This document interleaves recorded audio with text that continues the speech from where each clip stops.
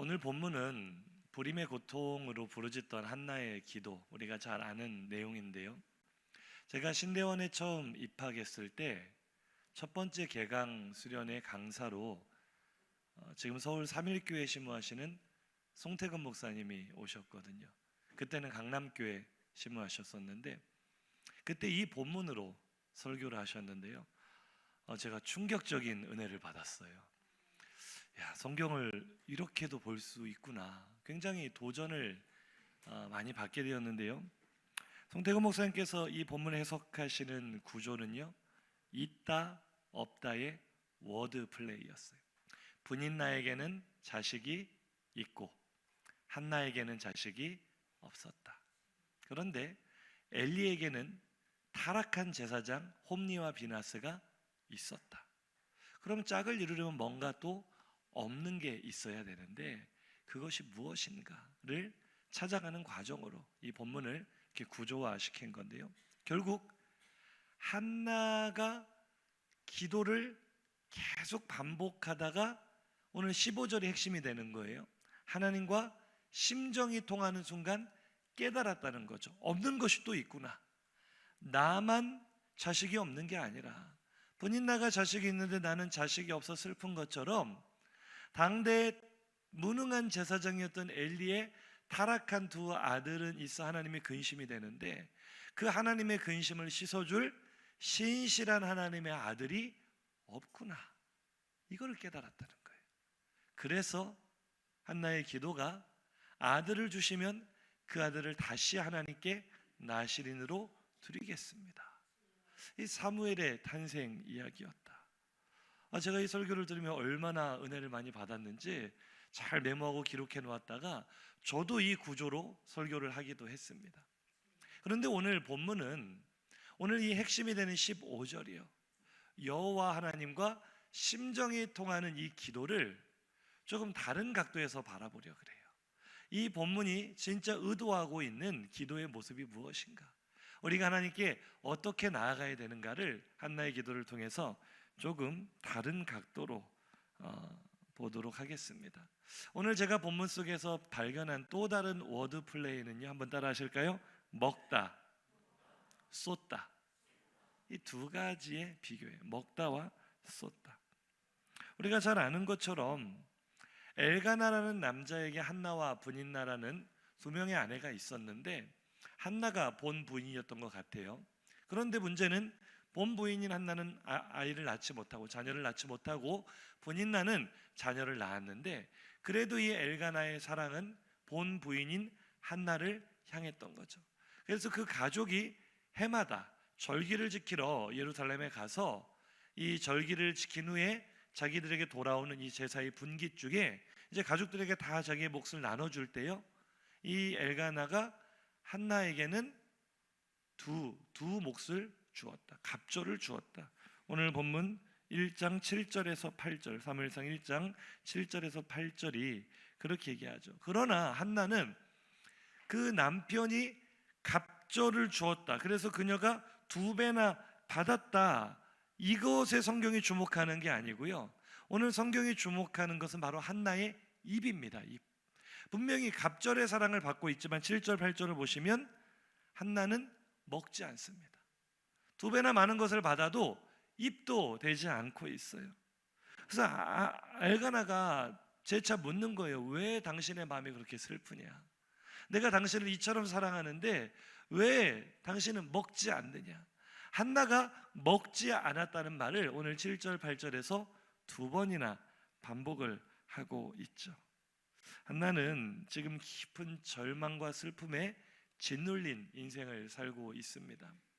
한나가 오늘 이제 뒷부분에서 엘리 제사장에게 이야기할 때 자기를 어떻게 소개하죠? 나는 마음이 슬픈 여자입니다 라고 소개할 때 이 마음이 슬프다라는 원어의 의미를 보았더니 나는 슬픔에 깊이 짓눌려 있는 인생입니다. 나는 먹어도 맛을 느끼지 못하고 좋은 것을 보아도 마음의 기쁨을 느끼지 못할 만큼 슬픔에 깊이 눌려있는 인생입니다. 그러니 아무리 좋은 것을 남편이 자기에게 주어도 먹을 의지가 없는 거예요. 그럴 마음도 없는 거예요. 거기다가 이 둘째 부인인 브닌나는 또 이 시기와 질투가 있잖아요. 아기도 낳지 못하는 저 한나에게는 갑조를 주고 나에게는 절반밖에 안 주니 그 시기심으로 막 한나를 격분시키니 한나의 마음은 더 슬프죠. 그래서 통곡하고 울고만 있습니다.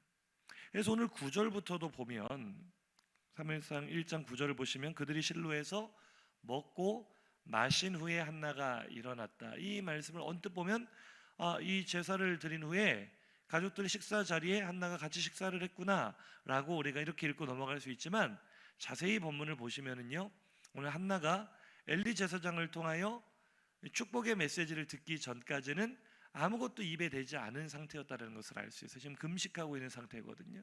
그러니까 히브리어 문법에서 와우 연속법으로 이 연결된 이 문장을 어떻게 봐야 맞느냐? 화목제 제사를 드린 후에는 화목제 규례에 따라 그 제사 드렸던 제물의 고기를 온 가족이 둘러앉아 함께 먹어야 되는 식사 규례가 있습니다. 그 자리에 한나가 참여는 했으나 먹었다고요? 먹지 않았다고요? 먹지 않았다는. 그러니까 이 장면이 얼마나 슬퍼 보입니까? 한번 우리가 머릿속에 떠올려 보세요.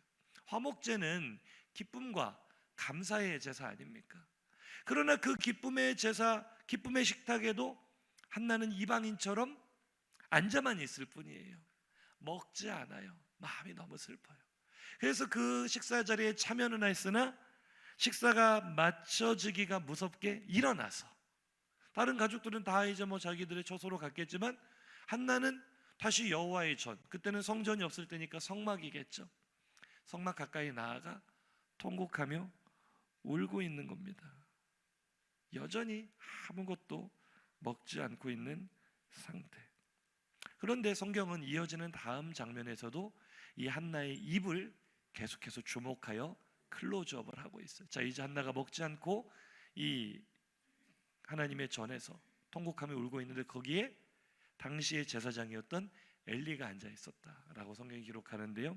이제 한나의 입을 다시 주목하여 클로즈업하는 장면이 12절부터 나옵니다. 한번 본문 12절부터 읽어볼까요? 그가 여호와 앞에 오래 기도하는 동안에 엘리가 그의 입을 주목한즉 한나가 속으로 말하매 입술만 움직이고 음성은 엘리는 그가 취한 줄로 생각한지라. 아멘. 한나가 아마 금식하면서 기도하는 가운데, 금식 기도 해보신 분들은 아시겠지만 금식이 한 일주일만 넘어가도요, 저의 경우는 그렇더라고요, 기도할 힘도 없어요. 몸이 탈진이 돼서 기도를 하기는 해야 되겠는데 진짜 바울의 말처럼 내가 몸 안에 있는지 몸 밖에 있는지 모를 정도로, 진짜 말 한마디도 나오지 않을 정도로 기력이 없을 때가 있어요. 이제 20일 이상 금식하시고 40일 금식 기도하시는 분들은 모르겠습니다. 제가 아직 그 경지까지는 가보지 못해서 웬만하면 안 하고 싶은데요. 일주일만 넘어가도요, 말이 안 나와요. 말이. 한나가 그런 상태였던 것 같아요. 마음은 너무 슬픈데 먹은 것은 없으니 기력이 없어 기도 소리가 밖으로 나오지도 않을 정도로 굉장히 처절하고 처량한 상태인데, 엘리 제사장이요, 다름 아닌 뭐를 주목하여 봐요? 한나의 입을 주목합니다. 입을 주목하니 뭐라고 입술은 계속 움직이는데 음성은 들리지 않으니 엘리가 뭐라고 합니까? 이 여자는 마음속에 생각하기를 틀림없이 화목제를 드리고 나서 그 기쁨의 식사 자리에 너무 흥겹게 식사를 하다가 취해가지고, 그 포도주도 나누고 고기도 먹고 했을 거 아니에요. 화목제 그 식사에서 취해가지고 지금 인사불성인 상태로 여호와의 전에 왔구나. 집에나 갈 것이지, 자기나 처소나 가서 잠이나 잘 것이지, 뭐 저런 상태로 예배당에 왔냐, 이런 마음을 가지고 말하는 거예요. 네가 언제까지 취하여 있겠느냐. 그러니까 엘리의 이 말은요, 한나가 포도주를 마셨다, 음식을 먹었다라는 것을 전제를 하고 있는 거예요. 전제를. 그런데 분명히 이 모습이 술에 취해 중얼거리는 모습처럼 보일 수 있는데, 저는 이 장면을 가만히 머릿속으로 떠올려 보면서 이런 생각을 하게 됐어요. 이게 음식을 먹는 모습처럼 보일 수도 있겠다. 우리가 먹을 때는 말해요, 안 해요? 하는 분들 간혹 계세요. 식사 에티켓에 어긋납니다. 오늘 식사하실 때 음식물을 입에 넣고 말하지 마시기를 부탁을 드립니다. 음식을 먹을 때는 입은 계속 움직여요. 그러나 음성은 들리지 않아요. 뭐 먹는 소리는 들릴 수 있겠지만 사람의 음성은 들리지 않아요. 오늘 지금 한나의 기도하는 모습이 어떻게 보면 술에 취해 중얼거리는 모습으로 보일 수도 있고, 어떤 면으로는 막 뭔가를 먹는 모습으로 보일 수도 있겠다. 지금 한나는 먹었어요? 먹지 않았어요? 먹지 않았어요. 그러나 엘리의 눈에는 그렇게 보일 수도 있겠다. 우리는 보통 이 본문을 이렇게 많이 해석을 합니다. 이 엘리가 영적으로 눈이 어두워서 기도하는 여인의 그 가련한 영혼을 바라보지 못하고 그녀의 고통에 무관심한 채 엉뚱한 얘기를 하고 있다. 술 취하지도 않고 슬픔으로 기도하는 여인에게 네가 왜 술 취해서 예배당에 왔냐? 언제까지 술 취해 있을 거냐? 물론 엘리는 영적으로 어두웠던 것이 사실이고 오늘 제대로 헛다리 짚은 것도 사실입니다. 그러나 우리가 기억해야 될 것은 아무리 무능한 제사장이라 할지라도, 아무리 무능한 주의 종이라 할지라도 하나님의 역사는요 그를 통하여 이루어진다는 사실이에요. 할렐루야.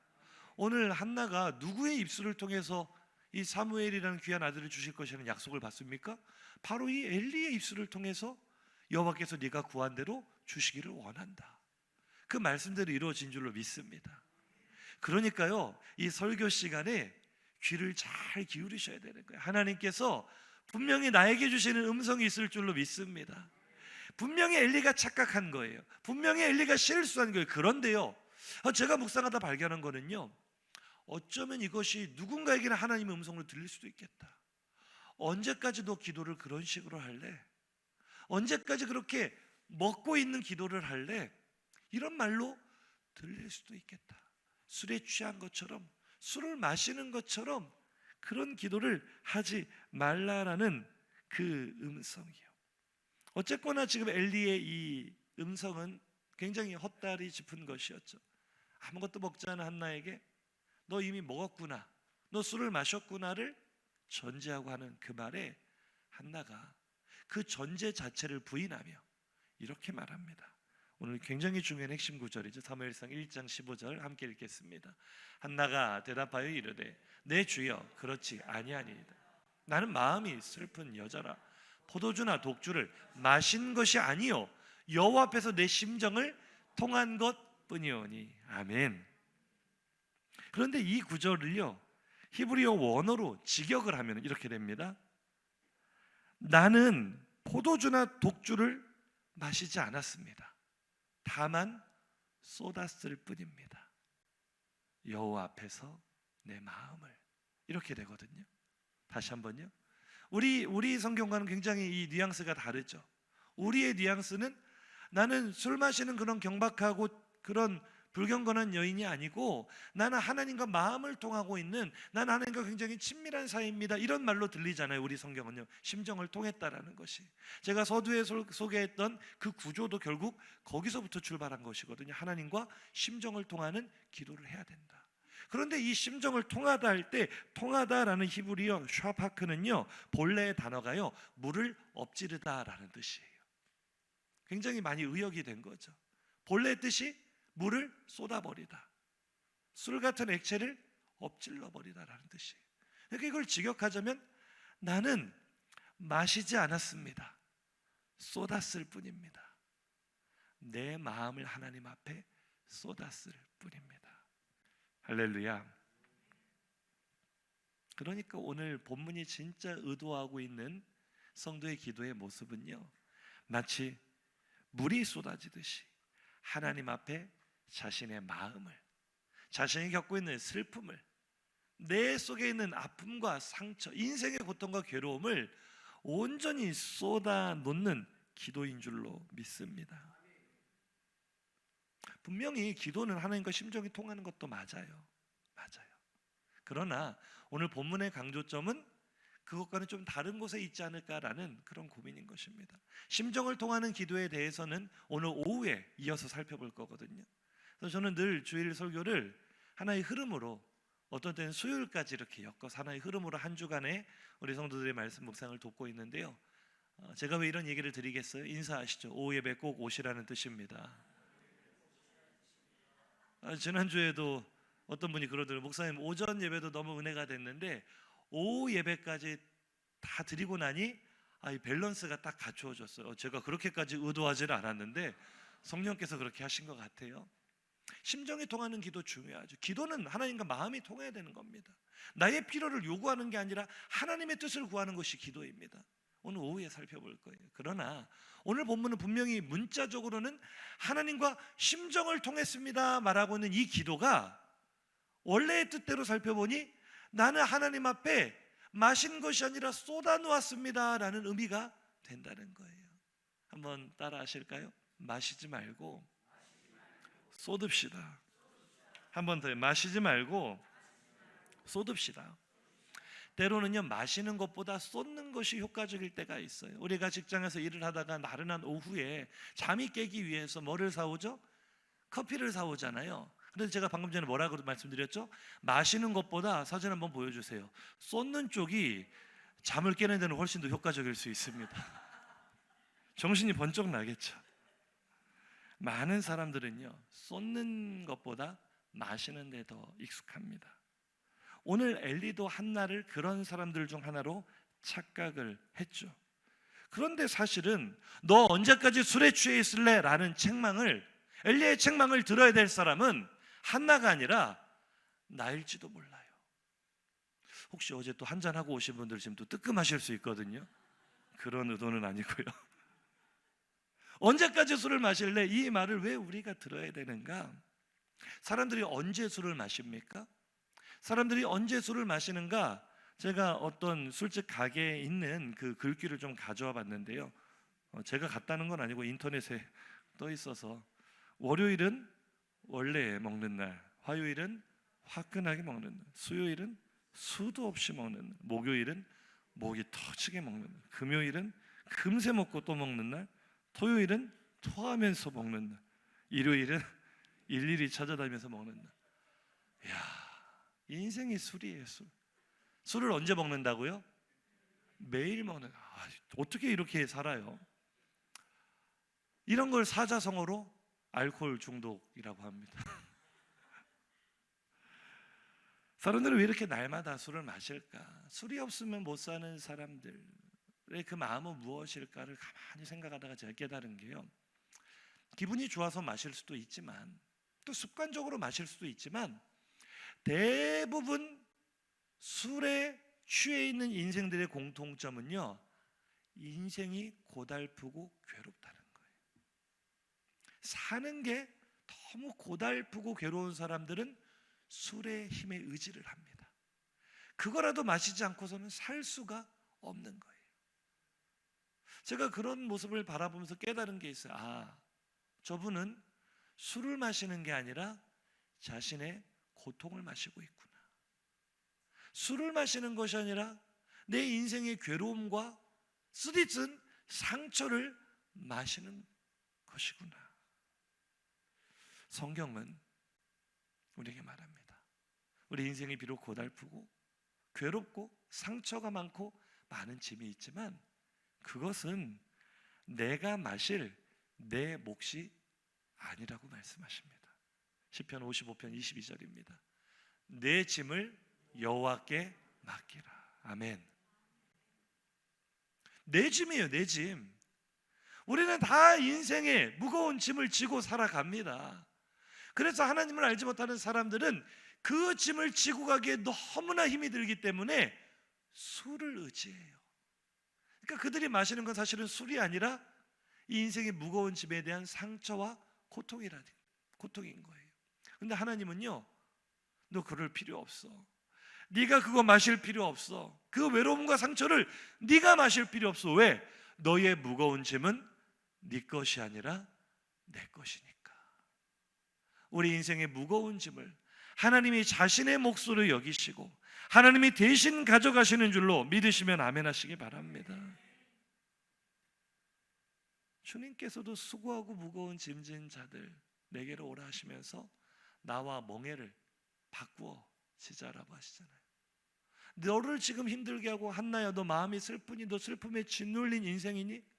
너를 짓누르게 하고 있는 그 슬픔은 네 것이 아니고 내 거야.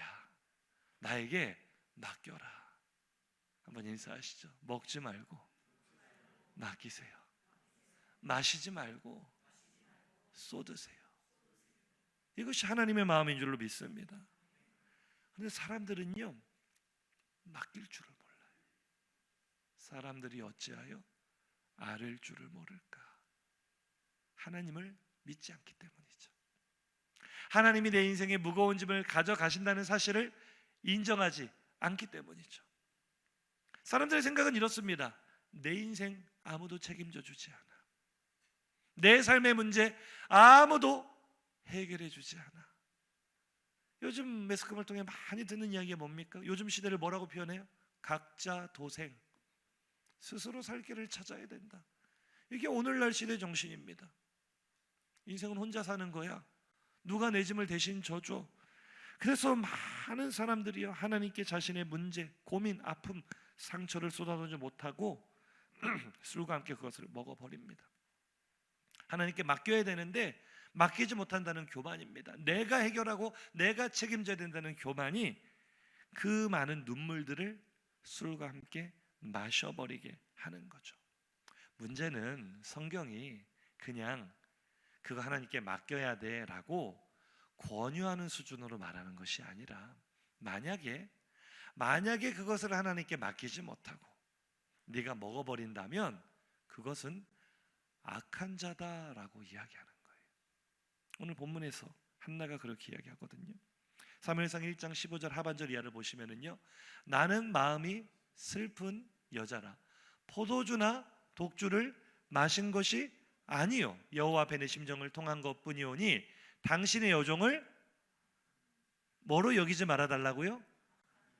그러니까 이 본문의 지금 구조를 한번 보세요. 나는 포도주나 독주를 마시지 않았기 때문에 악한 여자가 아닙니다, 이런 뜻 아니에요? 바꿔 말하면 무슨 뜻이에요? 포도주나 독주를 마시는 사람은 악한 사람이다 라는 이 논리가 성립이 되는 거잖아요. 지금 또 마음이 뜨끔하신 분 계시다면 술 마셨다고 악하다는 뜻이 아니고요, 술 마셨다고 지옥 간다는 뜻이 아니고요, 지금 본문을 해석하고 있는 중이에요. 왜 포도주나 독주를 마실 수 있죠. 지금 엘가나의 가족들도 분명히 화목제 식사 규례 가운데 마시지 않았겠어요? 그런데 지금 한나는 엘리와의 대화 속에서, 그러니까 하나님과의 관계 속에서 자신을 이렇게 표현하고 있는 거예요. 나는 포도주나 독주를 마시는 악한 여자가 아닙니다. 이 말은 뭐예요? 하나님께 맡겨드려야 될 슬픔과 아픔을 마셔버리는 것은 악한 사람입니다. 저 사람은 독립심이 강해서 하나님께 맡기지 않아. 저 사람은 능력이 있어서 혼자서 문제를 해결해 나가. 그렇게 볼 수 있는 문제가 아니고요, 내 짐을 여호와께 맡기라 할 때 맡기지 않는 것은요, 하나님을 믿지 않습니다라는 말로 간주하시겠다는 거예요. 나아가서 하나님께 맡겨야 될 하나님의 몫을 네가 먹어버렸구나 라고 여기신다는 거예요. 여기서 악한 여자라고 번역한 원문이요, 벨리알의 딸이라는 뜻이에요. 벨리알의 딸. 주님께서 말씀하셨던 그리스도와 벨리알이 어떻게 조화될 수 있느냐 할 때 그 벨리알, 우상의 자식들이라는 뜻이 바로 오늘 악한 여자라고 쓰인 단어의 본 뜻이에요. 무슨 얘기입니까? 하나님을 인정하지 않는 사람은 하나님께 맡기지 않는다는 거예요. 하나님께 맡겨야 될 내 인생의 무거운 짐은, 따라합시다, 내 몫이 아닙니다. 내 것이 아닙니다. 그러니 맡겨야 합니다. 할렐루야. 맡기지 않는 것을 왜 악하다고 한다고요? 왜 쏟아놓지 않는 걸 악하다고 하는 거예요? 하나님의 것을 네가 가져갔으니.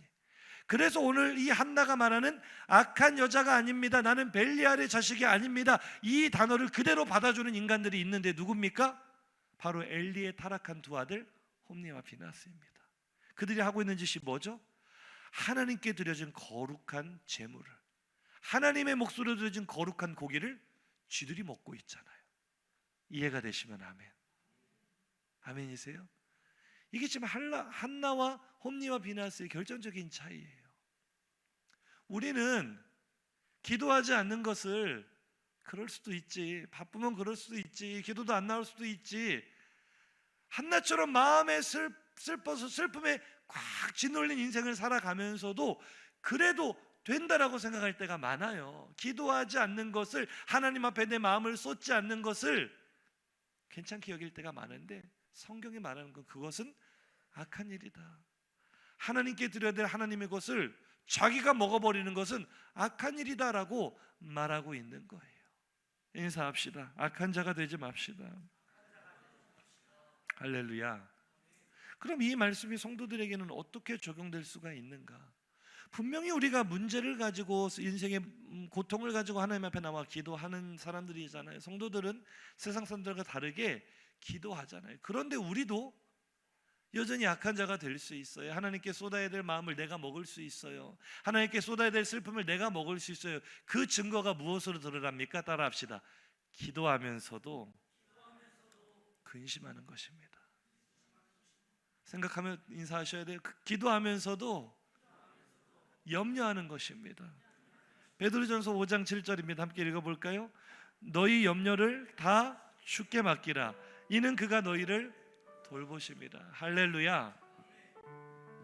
이게 기도라는 거예요. 하나님은요, 내가 얼마나 힘든 인생을 살고 있는지 내가 말하지 않아도 다 알고 계십니다. 내가 어떤 고통과 어떤 슬픔과 어떤 아픔에 짓눌려 살아가고 있는지, 내가 어떤 고민과 근심, 염려 가운데 힘들어하는지 하나님이 알고 계십니다. 그래서 하나님이 내게 원하시는 게 무엇입니까? 너의 염려를 나에게 맡겨라. 너의 눈물을 나에게 쏟아놓고, 너의 아픔을 나에게 쏟아놓고 나에게 맡겨라 라고 말씀하시는 거예요.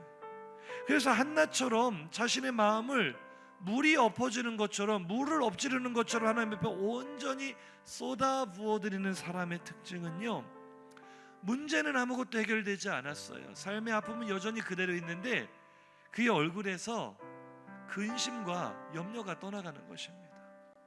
옆에 계신 분의 얼굴을 가만히 바라보세요.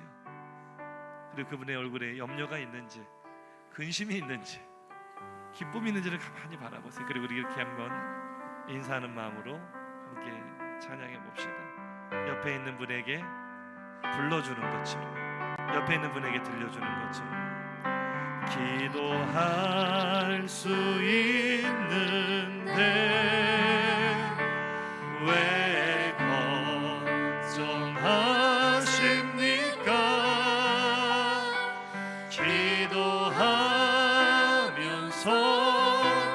왜 염려하시? 옆에 계신 분의 손을 꼭 잡고 눈을 바라보며 기도할 수 있는데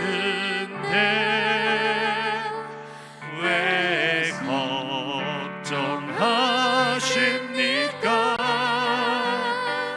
기도하면서 왜 염려하십니까? 할렐루야. 왜 우리는 기도를 하면서도 염려하는 인생을 살아갈까요? 왜 우리는 기도하는 사람들인데 얼굴에 근심이 가득할까요? 한나처럼 아직 하나님 앞에 내 마음을 쏟아놓고 있지 못하기 때문은 아닐까요?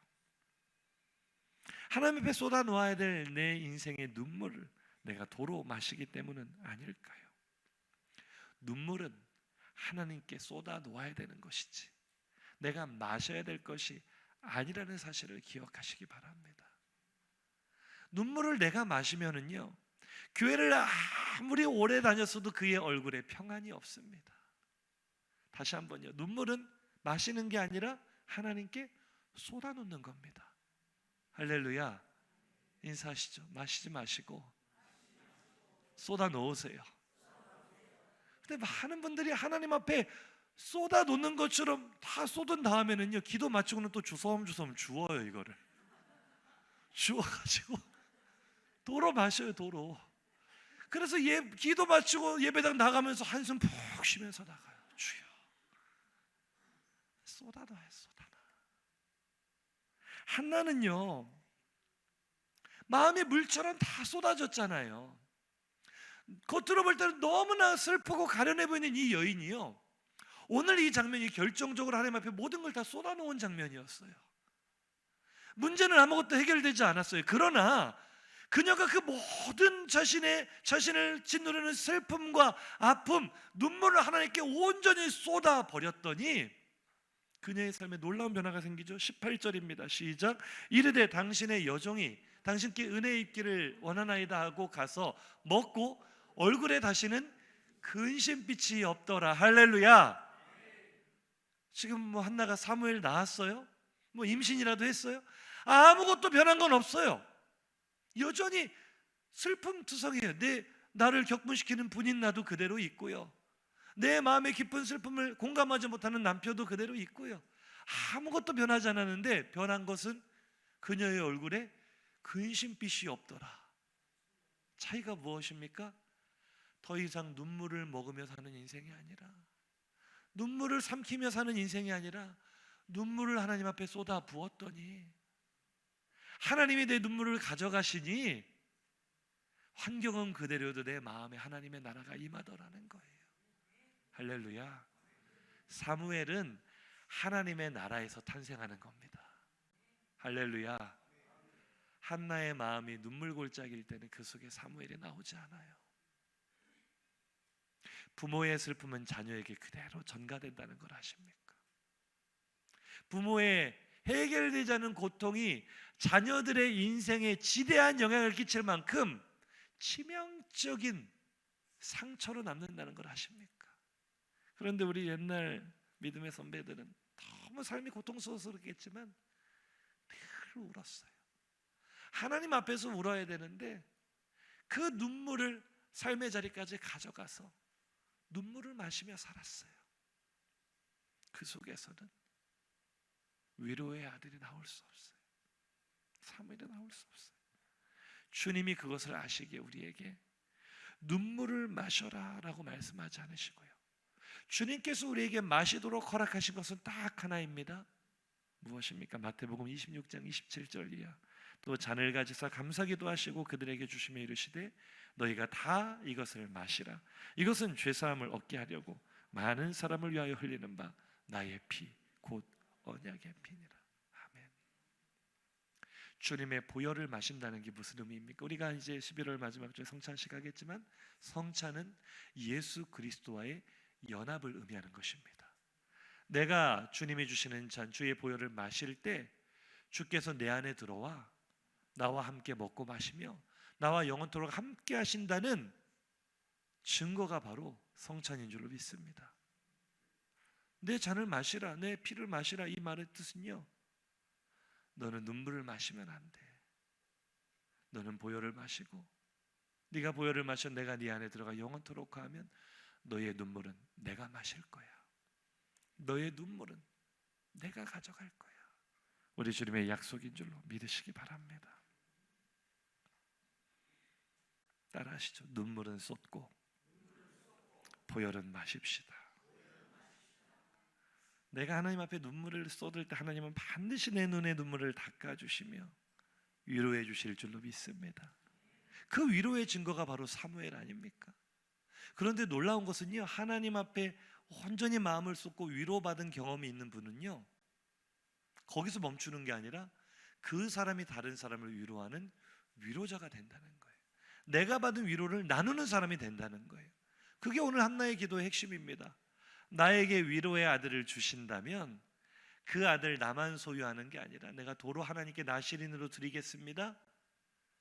결국 그 사무엘은 한나에게 위로의 아들이었을 뿐만 아니라 이스라엘의 영적 암흑기를 끝내고 새 시대를 일으켜내는 하나님의 위로의 아들이 되었고요, 온 이스라엘을 위로하는 하나님의 위로의 손길이 된 줄로 믿습니다.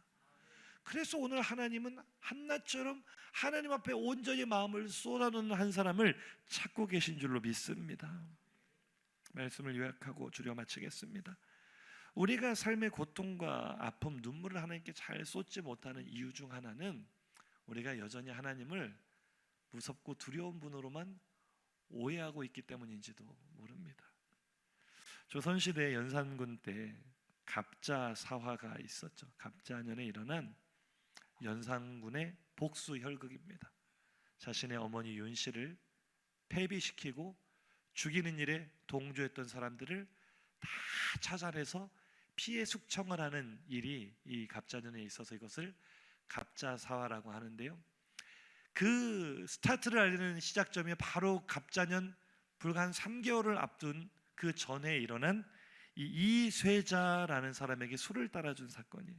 사실은 연산군은 다 의도하고 한 일인데요. 이 이쇠자가 정이품 예조 판서였는데 연산군이 그 대신들에게 직접 술을 따라주는데 뭔가 찔리는 게 있었는지 마음이 너무나 두려워서 사실은 이 사람이 연산군이 즉위하기 전에 그의 어머니 윤 씨를 죽이는데 사약을 배달한 사람이거든. 사약. 그 앙심을 품고 있었던 연산군이 술을 따라줄 때 이 사람이 무서워서 덜덜 떨다가 그 술 일부를 쏟아버렸어요. 연산군의 골룡포가 젖어버렸어요. 그때 연산군이 불같이 화를 내면서 조선왕조 실록에 따르면 거의 열흘 가까이를 이 일을 계속 문제 삼아 모일 때마다 저놈은 어떻게 해야 되겠냐고 대신들에게 묻고, 아니 술 좀 흘릴 수 있는 거 아닙니까? 그런데 결국 그 일로 저기 전라남도 무안까지 귀양을 보내버리거든요. 그것도 모자라서 또 제일 남쪽으로 해서 이번에 함경도로 또 귀양을 또 보내요. 그 다음에 복직시켰다가 결국에는 죽입니다. 그 모든 일의 시작이 술 쏟았다고. 인사합시다. 잘못 쏟으면 큰일 납니다. 아니 그래가지고 하나님께 쏟지 못하는지 모르겠어요. 내가 하나님께 함부로 내 감정 쏟아놨다가 나 또 귀양 보내면 어떡하나. 하나님은요 폭군이 아니십니다. 세상 임금은 어디 임금 앞에 눈물을 쏟느냐고 술을 쏟느냐고 우리를 비난하고 우리를 책망할지 모르지만 우리 하나님은요 우리에게 오히려 너는 쏟아놔야 된다. 너 그 눈물 마시고 살면 못 산다. 나에게 쏟아놔라 말씀하시는 분인 줄로 믿습니다. 시편 62편 8편 보고 마칩니다. 시작. 백성들아 시시로 그를 의지하고 그의 앞에 마음을 토하라. 하나님은 우리의 피난처시로다. 아멘. 오늘 이 말씀을 기억하시며 오늘 우리의 기도가 달라지기를 주의 이름으로 축복합니다. 눈물을 마시며 살지 마세요. 기도할 때 다 쏟아놨다가 또 삶의 자리에 돌아가 괜찮은 척 아무렇지도 않은 척 여전히 해결되지 않은 품을 짊어지고 살지 마세요. 하나님께 토해 놓으시기 바랍니다. 한나가 쏟아놓은 것처럼 내가 지금 하나님 앞에 쏟아놓아야 될 근심이 있지 않습니까? 걱정이 있지 않습니까? 해결되지 않는 문제가 있지 않습니까? 오늘 하나님 앞에 그 마음을 토하십시오. 한나처럼 쏟아 놓으십시오. 하나님의 놀라운 위로가 임할 줄로 믿습니다. 이 말씀을 기억하며 우리 결단의 찬양으로 나아가겠습니다. 옆에 계신 분과 인사하실까요? 쏟아 놓읍시다. 마시지 말고 쏟아 놓읍시다.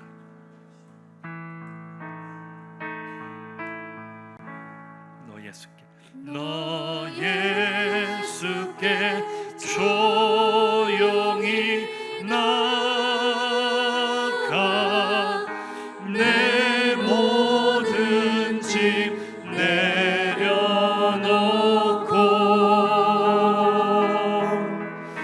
주 십자가 사랑을 믿어 죄 사함을 너봐 주 예수의 은혜를 입어 주 예수의 은혜를 내 슬픔이 없어지고 주님이 내 눈물을 대신 가져가시고 믿으십니까? 내 이웃을 늘 사랑하 오늘 한나의 기도처럼요 내가 받은 위로를 나누어 보세요. 하나님 다시 드립니다. 우리 하나님 고백합시다. 주 예수께 조용히 주 예수께 조용히 나가 내 마음을 쏟아놓으라. 내 마음을 감추지 말고 슬픔 숨기지 말고 하나님 앞에 쏟아놓으십시오.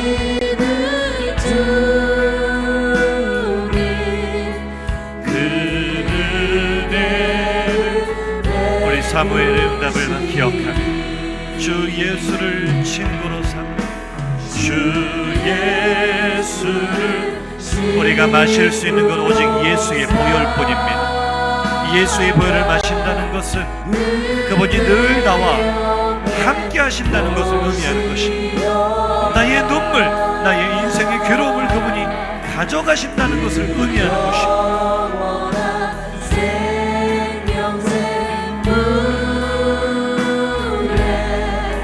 내 마른 목 주기여 주 예수. 주님, 오늘 한낮처럼 주님 앞에 나갑니다. 해결되지 않은 인생의 고통과 쓰라린 아픔을 가지고 하나님 앞에 나와 쏟아놓습니다. 하나님, 나를 알고 계시고 나를 듣고 계시니 은밀히 보시는 주님, 그 은혜를 베푸시니. 우리 함께 통성으로 기도하겠습니다. 오늘 말씀을 기억하며 어떻게 기도하시겠습니까? 사랑하는 성도님들, 하나님을 예배하면서도 여전히 내 눈물을 내가 마시는 인생 살고 있지 않습니까? 기도하면서도 근심과 염려가 떠나지 않는 인생을 살고 있지 않습니까? 하나님 앞에서는 어린아이가 되어야 합니다. 어린아이는 자신이 감당할 수 없는 일 앞에서 울어버리는데 주저하지 않습니다. 눈물을 쏟는데 인색하지 않습니다. 그런데 우리는 너무 어른인 척하고 있죠. 하나님 앞에서 너무 점잖은 척하고 있죠. 괜찮은 척하고 있죠.